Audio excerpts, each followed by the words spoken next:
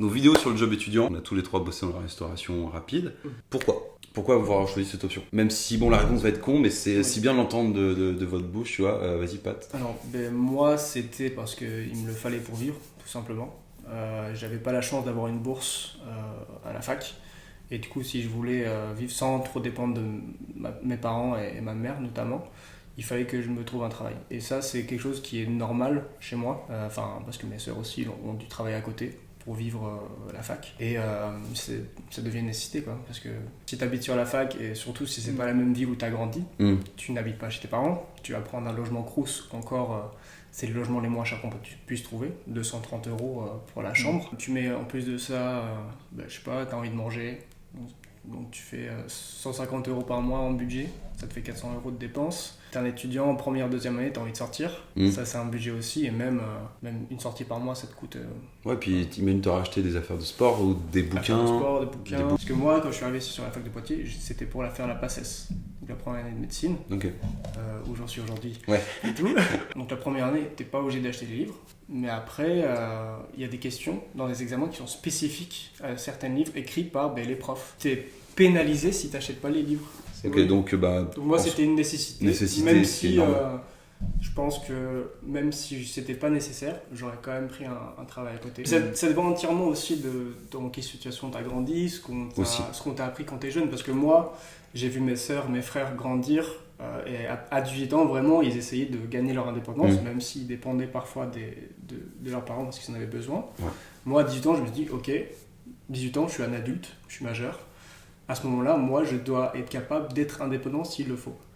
Donc c'est à ce point-là où je me dis, ok, je vais travailler à côté. Même si c'est, entre guillemets, un potentiel handicap pour les études, ça peut être emménagé de façon à que ce ne soit pas non plus une nuisance. Moi, je rejoins Patrick sur le fait que... Moi, je m'ai dit, l'étudiant qui peut ne pas travailler ou qui peut se centrer vraiment dans les études, ça devient de plus en plus rare, mais je le conseille en tout cas. Oui, c'est meilleure option. Meilleure option. Si tu peux parler de tes parents, parler d'autrui, ou les bourses, le système qu'il y en a, si tout tu peux ça. t'aider à fond, si tu peux vraiment te centrer dans ta carrière, dans ta réussite professionnelle et académique, il faut le faire. Moi, en tout cas, c'est comme Patrick dit, c'est une question des nécessités, mais surtout d'indépendance. Ces côtés, comme il dit, genre, j'ai 18 ans, je t'ai éduqué d'une telle façon que je peux finalement, je peux être capable de m'en sortir par moi-même. Quand tu es en période en tant qu'étudiant, le seul moyen de faire cela, c'est travailler. Tu travailles, tu gagnes en indépendance, tu gagnes en maturité. Tu grandis davantage en maturité surtout. Tu grandis, tu sais bien tes besoins et voilà. Toi, c'était je vais travailler, je vais me démerder. Du coup, après, tu arrives en France. Exactement. Cette recherche d'indépendance dans un foyer où j'ai tout eu, on va dire. Ce qui est très courageux en soi, parce que tu quittes un confort incroyable. Tu vois, j'ai pris cette décision et dure, très dure. Ça a été très dur de se dire, on va y aller, on change de pays, on va faire des études ailleurs. Et le seul moyen de subvenir à tes besoins, c'est de travailler. Tu n'as pas le choix. Quand tu n'as pas le choix, tu n'as pas le choix. Ouais, c'est pour ça que je dis, et le discours, je tiens aux étudiants, je dis, si tu te sens bien dans un encadrement, dans un endroit où tu peux te centrer vraiment à tes études, tu le fais. Parce que ça, c'est autre chose. Si tu as une bonne aide ou autre et qu'on te laisse, qu'on t'aide à réaliser tes rêves ou te lancer là-dedans, oui, il faut éviter de travailler à côté parce que ça va te bouffer du temps ou quoi que ce soit. À noter que comme toi, tu es étranger à la chose, dans notre pays, tu pouvais pas faire un nombre maximum d'heures en fait. En tant qu'étranger non pays européen, non Union Européenne, bon, je sais que maintenant il y a eu le Brexit, donc c'est pas européen. C'est qu'il t'a titré plus colombien qu'espagnol au début? Et non, c'est que par des motifs personnels, j'ai renoncé à la nationalité espagnole. D'accord, ok. Et du coup, je garde ma nationalité colombienne. Donc, je suis considéré en tant qu'étudiant étranger. Étranger à l'Union Européenne, sans accord préalable avec d'autres pays. Donc quand tu es comme ça, des séjours, parce que c'est toute une démarche. Hein. Vraiment, tu as des papiers. Même pour moi, pour rester légalement en France, pouvoir accéder à une université ou à un travail, tu demandes ce qu'on appelle un titre de séjour. Okay. Le titre de séjour, il y a différents statuts. Le statut étudiant, c'est celui que j'ai demandé. Et en tant que statut d'étudiant, tu ne peux pas faire n'importe quoi. C'est-à-dire, tu es étudiant et tu te centres sur tes études et on t'autorise à travailler tant d'heures par semaine maximale.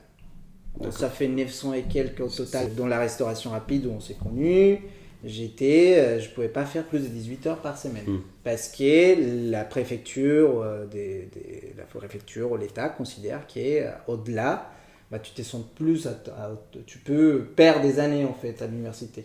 Tu fais perdre de l'argent à l'État en soi. Une seule différence, c'est que nous, par exemple, les périodes des vacances scolaires, on pourrait faire des contrats des 35 heures pendant les périodes des vacances scolaires. Le problème, c'est que nulle personne va te dire tous les 2 semaines, je vais t'échanger de contrat, je vais te faire un 35 heures à 18 heures. C'est très compliqué. Ce côté administratif. C'est très compliqué. Souvent, les grandes vacances, les gens le font. D'accord, mais après il y a un rattrapage. Il ne faut pas que tu dépasses quelques heures par an. Donc si tu travailles tout l'été en 35 heures, il faut que tu régules et que tu travailles moins après. Pendant l'année. Ouais, c'est chiant. Voilà. Moi, il y avait le côté nécessité, morale. Alors moi, je touchais la bourse du coup. Je touchais une assez bonne bourse. Donc généralement, quand tu touches une assez bonne bourse, c'est que tu as des soucis familiaux, tu as de la merde quelque part. Tu vois. Du coup, tu as besoin d'aide. Voilà. Oui, mais qui c'est C'est qu'à côté, l'État va être plus enclin de t'aider. Mais c'était pas suffisant, pas que pour moi aussi, mais dans ma vie familiale, personnelle ou autre. Donc c'était déjà assez la merde personnellement. Du coup, il fallait aussi que je travaille en plus à côté. J'ai redoublé des fois pas mal de fois ou autre. Donc après, je suis quand même arrivé à ce que j'en suis maintenant, ce qui est assez lourd après avoir pas mal de... Oui, comme tout le monde. Mais on lâche rien. Mais c'est vrai que j'avais la bourse, mais j'ai décidé aussi de travailler à côté parce que malheureusement, c'est pas du tout suffisant. J'ai connu des gens qui ont bossé aussi dans des magasins de vêtements. Moi, un des premiers tafs que j'ai fait en étant étudiant, c'était caissier dans une grande surface, ce qui est totalement différent de la restauration, effectivement. Ça restait, les horaires étaient un peu contraignants parce que je me tapais du 3 heures en fin de journée, donc j'avais mes grosses heures de fac, surtout quand j'étais en L1. Je devais prendre la voiture, partir, faire un vieux 18-21 pour fermer tout ce qui était caisse par rapport à grande surface. Après, c'était un peu rebelote, mais c'était espacé sur toute la semaine sans vraiment que j'ai des jours de repos un peu fixes, excepté le dimanche. Que par exemple, là où on a bossé, nous, on avait toujours 2 jours de repos fixes, mais à côté, le travail était beaucoup plus physique, crevant, tu finissais à pas d'heure, du minuit, 2h du mat, et le problème, c'est quand on embauchait, moi je l'ai fait à 8h du matin, vous l'avez fait aussi, donc ça c'est autre chose. Combien de temps à peu près vous avez travaillé ? Moi personnellement, je dirais au moins 8 bonnes années. C'est à peu près ce que j'ai fait. En tant qu'étudiant, j'ai travaillé 6 ans, 6 belles années. Moi, vu que je suis beaucoup plus jeune que vous, j'ai commencé même temps que vous et je suis beaucoup plus jeune. Ça doit rien dire ce que je viens de dire. Donc moi j'ai commencé à travailler dans la restauration rapide en rentrée de ma L2 et du coup j'ai travaillé que 3 années. Que 3 années en fast-food. À noter que nous, nos années d'études, c'est en soi peut-être un peu trop énorme le délire d'avoir travaillé avec tout à côté. Mais parce que c'est ce que je disais au début, 1 an déjà, c'est à peu près... on en a vu avec d'autres gens qui sont sortis du fast-food et qui ont tenté d'aller travailler ailleurs, quand on leur dit, quand ils vont essayer de candidater sur d'autres postes, les gens leur disent vous avez travaillé 1 an le fast-food, c'est assez énorme au point qu'on te croit pas. Donc effectivement, mélanger tout ça, juste 1 an de travail étudiant et de fast-food et tout... Enfin, parce que ça reste quand même un taf assez particulier, c'est assez lourd, donc 3 ans, c'est pas mal. Et on a connu pas mal de gens, d'autres gens aussi qui faisaient ça à côté. Après, il y a les points positifs qui vont avec. T'as un peu le respect que tu gagnes toutes les personnes qui te prennent en entretien. Tu dis, en plus de tes études, tu as travaillé à côté. Moi, je sais que c'est toujours un point d'appui pour mes entretiens de thèse aussi. C'est une des raisons pour lesquelles j'ai été pris. Parce que ça montre que tu es motivé, ça montre que tu es indépendant. Je pense que les personnes qui travaillent à côté, ils gagnent en maturité très vite. Tu sais la valeur de l'argent que tu gagnes, tu sais le temps et le travail qu'il faut fournir dans un vrai travail. Il y a énormément de points positifs à travailler à côté des études. Non, c'est vrai que des avantages, on n'en parle pas assez, parce qu'après on viendra aux désavantages, effectivement. Mais les avantages, c'est cette maturité que tu prends. Tu sais que tu as tant de travail à faire, mais en rentrant chez toi, tu sais que tu dois reprendre après tes cours à bosser. Ça va être des travaux. Ouais. C'est vraiment travailler à côté de ses études, c'est de la rigueur, l'organisation et de la persévérance. Surtout quand tu évolues au final, parce qu'en licence, tu vas plus bosser des contrôles, des trucs un peu plus avancés autres. Et après en master, ça va être plus là tu vas devoir écrire des choses, bosser tes sources et construire un espèce de dossier. Donc effectivement, ton rôle avec les études est assez différent, donc t'as des sacrifices à faire. Les études, déjà, ça te prend énormément de temps. Travailler à côté, c'est encore plus d'organisation. Ta vie sociale, c'est limite à... Il y a des fois, oui, tu dois... C'est limite à... Tu sais que les soirées étudiantes, c'est souvent le jeudi, le vendredi et le samedi. Sauf que là où tu travailles, c'est souvent le jeudi. On travaillait, c'était... On te fait travailler ces gens-là. Nous, on faisait la bouffe pour ces gens. Ah, mais tu travailles ici, toi. Oui. Parce que le jeudi, pour la plupart des facultés, généralement, tu vas avoir un peu ton après-midi pour tout ce qui est sport et tout. Et toi, il suffit que tu travailles... qu'on t'appelle aussi pour faire des heures suppos. Alors après, je prends le cas, mais ça va aussi dans des magasins de vêtements, des trucs de livraison. C'est le meilleur sacrifice. Tu peux pas avoir une vie étudiante normale parce que tu dois bosser, en fait, tout simplement. Le nombre de soirées que j'ai dû rater. Ouais, c'est vrai. Ouais. C'est vrai. C'est toujours les jeudis soirs. Ça te dit, on va faire une soirée, ça commence à 20h. Ok, je finis à 2h. Puis à 2h le lendemain, t'embauches à 8h. Les cours à 8h le lendemain. S'il vous plaît, prof, pour les gens qui travaillent, soyez pas des cours à 8h, s'il vous plaît. Quel enfer. Dès la rentrée, j'ai dit, écoutez, moi je travaille à côté. Si jamais je suis pas là un cours à 8h, c'est pour ça. C'est ça, t'as bien fait. Parce que c'est cool d'avoir des profs cool. Moi, ça m'est déjà arrivé de dire, là, je dois partir plus tôt parce que je dois travailler. Ils comprennent super bien, mais aussi, une fois, désolé, je suis pas venu en cours. Alors, effectivement, j'ai pas travaillé dans la même journée où je suis arrivé en retard en cours, mais comme t'avais travaillé la veille, tu finis à 2h, ça impacte ta nuit. Tu rentres, t'es fatigué et tout ça, donc tu dois te lever, tu dois te coucher tard. Et pour te relever derrière tes études... En parlant de ça, une astuce que j'ai fait pendant mes 3 années de licence... La cocaïne. C'est à l'université, pas tout le monde le sait, mais c'est le contrat d'aménagement d'études. Oui, c'est vrai. Ça, c'est vraiment quelque chose que j'ai fait. Ça te permet tout juste de changer de groupe TD ou de voir dans ta semaine, t'organiser si tu travailles et voir. Tu es assigné souvent à un groupe TD, mais ça te permet en soi d'aller dans n'importe quel groupe TD à n'importe quel moment. Après, ça marche que quand tu as une grosse promo. En licence. C'est ça. Moi, en master, on était 17. Ah non, oui. Non, généralement, c'est la licence. L'aménagement est très bien pour les licences. Mais... Et ce qui est bien, c'est que les profs le comprennent un peu ça. Oui. Je suis tombé une seule fois sur un prof et il m'avait dit, de toute façon, il faut choisir entre les études ou le travail. Mais en fait, lui, tu sentais qu'il sortait d'une famille où il avait été avancé dans tout ça, niveau argent, tout ça. Et il n'a pas compris que tu travaillais pour... Non, et moi en lui expliquant, il croyait que j'étais insolent et que je lui répondais. Alors je lui expliquais juste que je pouvais pas ne pas travailler pour... il fallait que... Voilà. Et il comprenait pas. Très arrogant, très hautain, tu vois. Je fais, le mec il a un doctorat, t'étais en peine en licence 1, t'es avec ton petit bagage, tu vas travailler ça. Et t'es... bagage à roulette encore, tu sais. J'ai eu exactement la même chose avec un prof. On avait un dossier à rendre, on est là. C'est 1% des profs, hein. En vrai, ils sont tous à... J'ai eu exactement la même anecdote par rapport à ça. Je m'en souviens, j'avais un dossier à rendre. Du coup, je lui envoie un petit mail à la prof, et je lui dis, écoutez madame, est-ce que je peux ne pas le rendre vendredi, mais lundi Comme ça, je peux le finir. Parce que je n'aurai pas le temps. Je la préviens une semaine avant. Et elle m'envoie un mail, comme quoi elle me dit, qu'est-ce que vous avez plus important à faire Donc, je lui envoie un mail en disant, je travaille. Elle me convoque à son bureau. Elle me dit, venez à mon bureau mardi matin. Et je n'oublierai jamais, sur cette petite plaque, il a dit maître de conférence et experte en pédagogie. ça m'a marqué, experte en pédagogie. Je rentre dans son bureau, je m'assois, elle me dit...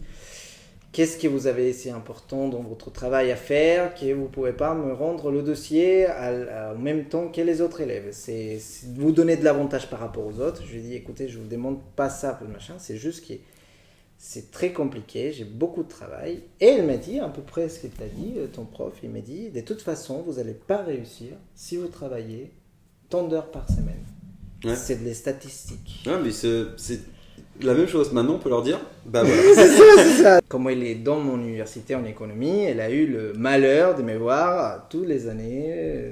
Oh, la revanche le matin quand il arrive avec le sourire bien comme ça. Ouais, voilà. Et du coup, je l'ai eu en cours pendant la L2, pendant la L3, pendant le Master 1, pendant le Master 2. Elle a dû dire, mais jamais il parle, lui, en fait. Il va me donner tort et tout. Voilà. Et elle le sait. Et quand je la vois et qu'elle me regarde, elle sait. Elle sait qu'elle a eu faux. Elle sait qu'elle a eu tort. Et ça, t'as même pas besoin de lui dire. Ouais. Mais ça, c'est des bonnes petites revanches sur la vie. Tu tatouages chez. Ouais, c'est ça, chez. Tu sais qu'il y a même des gens qui, forcément, n'avaient pas fait beaucoup d'études. Moi, j'avais bossé avec des caissières et tout. Et j'avais un de mes potes aussi qui était à la fac à côté et qui bossait avec moi. Et la dame était venue carrément, mon père était passé un jour en caisse, elle lui avait dit putain, votre fils et son ami là, ils bossent à côté, tout ça, c'est vraiment courageux. Mais c'est trop mignon sans vraiment qu'on en parle ou autre, et c'est un peu encourageant parce que t'arrives, effectivement, ton premier travail quand tu commences, moi effectivement 18 ans, t'es un peu tout paumé, c'est la première fois que t'as ton salaire, tu comprends pas tout et tu veux éviter d'arriver en retard, tu dois essayer de. Et c'est effectivement, ça te rend beaucoup plus mature et c'est encourageant de se dire qu'il y a des gens des fois qui sont là pour comprendre la chose, tu vois. Donc moi avec le temps, le fait d'avoir vu d'autres gens rentrer en études, tu les comprends en fait. Tu comprends qu'ils peuvent être en galère, tu comprends que s'ils sont trop fatigués, bah, tu vas les aider davantage si toi tu as la capacité de le faire, et tu vois, il y a cette entraide, il y a cette compréhension vis-à-vis d'autres personnes, donc c'est bien en fait, tout simplement. Des avantages. Les avantages, on en a parlé tout à l'heure, les heures ont fini très tard. Je pense qu'il y a plus d'avantages que de désavantages, même si les désavantages peuvent être très très lourds. Ouais, ils sont Je suis tout à fait d'accord avec Ils sont minimes mais plus violents. Ouais. Plus violents. Parce qu'en avantage, tu rencontres des gens, tu arrives quand même à te faire un cercle social, tu vois. Ah oui, je sais pas si c'est. Enfin, si tu fais un cercle social, mais t'es obligé de créer ce cercle, parce que sinon tu es seul. Je pense qu'en partie. Il y a personne d'autre qui sort à 2h du matin. Oui, c'est ça. Oui, voilà, faire une soirée. Mais en partie, c'est bien. Oui. En partie, je trouve que c'est bien, c'est sain. On va dire, c'est sain le fait de tes collègues pouvoir partager du moment avec des mêmes personnes qui ont là à peu près la même situation que toi. Puis l'esprit d'équipe aussi, puis le plus souvent, ça, bien. Comme on a dit, c'est comme ça qu'on s'est connus finalement. Parce que c'est aussi physiquement. Physiquement, le sommeil, on a tous empathie en fait, tu vois. Par rapport à ce que j'ai vu, au-delà du physique. Le mental aussi. Franchement, moi, la fatigue mentale était 10 fois pire que la fatigue physique. Parce que, rester debout, on s'y habitue souvent. Tu peux avoir mal au dos parce que tu es constamment en train de bouger, constamment debout, en train de te pencher au-dessus de quelque chose.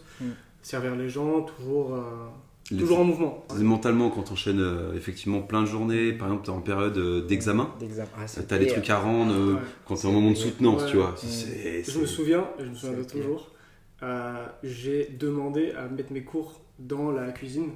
Je connais. Oui, je me rappelle. Tu connais tes affiches partout. Et dès que je préparais quelque chose, j'essaye de. Comment tu faisais le mec à réviser dans le grill? Au-delà du physique, le psychologique. Et quand tu fais des études et que tu travailles à côté, la grande difficulté, c'est d'y tenir. Oui, ça a duré parce qu'il y a des gens qui ont arrêté parce que c'était compliqué pour eux, et aussi parce que effectivement, comme tu travailles à côté, tu es plus attiré des fois par l'argent et tu te dis je suis moins attiré par mes études. Exactement. Il faut rester en fait aussi. Comment dire, attiré par ce que tu fais dans tes études et ça, c'est réfléchir, à mon sens, à court terme. À court terme, parce que moi, je rentre dans le délire des envies et avoir envie de faire des études. Quand tu as envie de faire des études, c'est ton rôle principal. Le travail étudiant t'aide à accomplir et à améliorer ta situation et ta qualité de vie. C'est là où tu dois rester. Au moment que tu n'aimes pas ce que tu fais comme étude, d'accord, donc finalement ton job étudiant laisse la place à un job, mais après je vois les gens venir, arrêter ses études, ne plus avoir envie de rien, perdre cette ambition, cette joie. Parce qu'ils sont dans le moule du travail. Ça casse les esprits, ce genre de travail. Pat, tu disais que le mental tapait plus sur le fixe, qui est un fait. Ah ouais. Que ça soit, autant pour les gens qui ne font pas leurs études à côté, qu'autant les gens qui le font. Mais ça peut te démoraliser, ce qui te fait sans doute abandonner tes études. Tout le monde peut subir un peu ce fatigue mentale, pas forcément en rapport avec les études, mais toutes les personnes que moi j'ai connues qui ont mélangé les deux, à un moment ils se sont dit j'en ai marre, j'arrête de travailler, moi, j'arrête les études. J'ai pas connu une seule personne qui a pas. Ça serait mentir aussi à soi-même de se dire non, moi ça allait. Non, il y a un moment, tu rentrais des études, il suffisait que tu te tapes une sale note ou que tu avais un sale cours ou un truc à la con comme ça et que derrière en plus tu te fasses défoncer à ton taf. Le truc aussi avec le taf qui est en service client, c'est que ton humeur va aussi dépendre de l'humeur des clients. Ouais. Et ta journée peut passer d'une très bonne journée à une très mauvaise journée selon. Juste une personne. Une personne peut te niquer tout. Tout gâcher. En tout cas, c'est ça. Moi, vous parlez de ça, mais c'est ce qui m'est arrivé.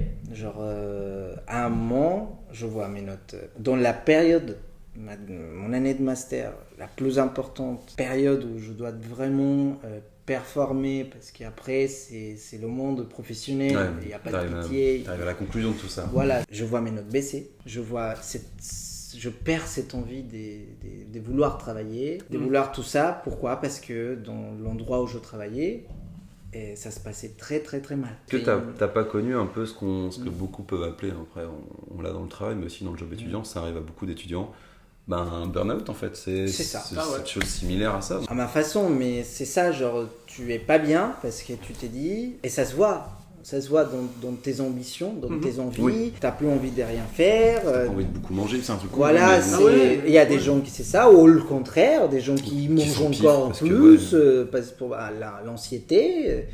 Et ça, c'est très dur à gérer. Et à ces moments-là, comme je conseille de faire, c'est s'asseoir, prendre une petite feuille. Et les pour les contre. C'est ça. Ouais. Dire qu'est-ce que je peux faire. Et ok, si je travaille pas, je fais machin. Essayer de trouver une solution. Des fois, c'est difficile. Des fois, il y a vraiment des gens qui n'ont pas d'aide du tout. Mais surtout, t'en as connu un bébé burn-out, toi ouais. Moi, à la fin, ça... franchement, c'était horrible. Je voulais pas venir. J'étais moral dans les chaussettes toute la semaine, et c'est là que j'ai décidé de démissionner. Et après, quand j'ai décidé de démissionner, ça allait beaucoup mieux. Parce que je me dis, ok, il me reste un mois. Ok, il me reste 29 jours. 28 jours. Comptes, en fait, tu comptes, 2 heures, 3 heures. Ouais, franchement, maintenant que je suis parti du travail, je regarde avec beaucoup de nostalgie. Mais dans les moments où j'étais vraiment en burn-out, t'étais au fond du trou, c'était horrible. Mentalement, on passe, émotionnellement aussi. On passe, comme tu dis, on te dit, même il y a des moments dans la vie qui sont compliqués. Le travail étudiant, malheureusement, ce n'est pas des travails de très bonne qualité. T'es un larbin, quoi. C'est un peu cette idée-là. Ni physique, ni ça mental. a des répercussions aussi sur ta vie privée. Moi, je sais que c'était difficile pour moi à l'école, en couple aussi. Oui, c'est vrai qu'après... À cause du travail, tes horaires sont décalés. Moi, le soir, c'est quand je disais avec mes potes, on se fait des parties, on se fait des games le soir et tout. Je suis tel soir, je suis pas là. Donc, va falloir attendre que je sois en repos. Désolé, les gars, parce que je ne peux pas...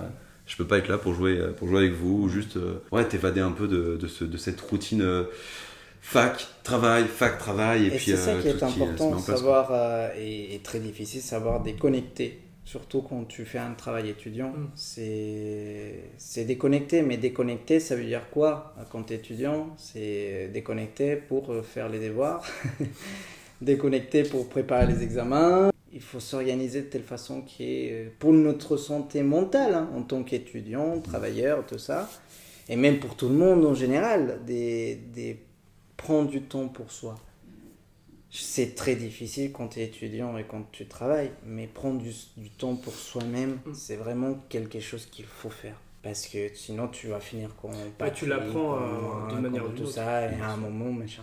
Parce qu'au-delà de ça, justement, un truc qui te bouffe aussi du temps, si tu habites loin de ton travail étudiant ou de ta fac, il suffit que tu sois à l'opposé des deux. Même si tu es proche de l'un, tu seras peut-être à l'opposé de l'autre.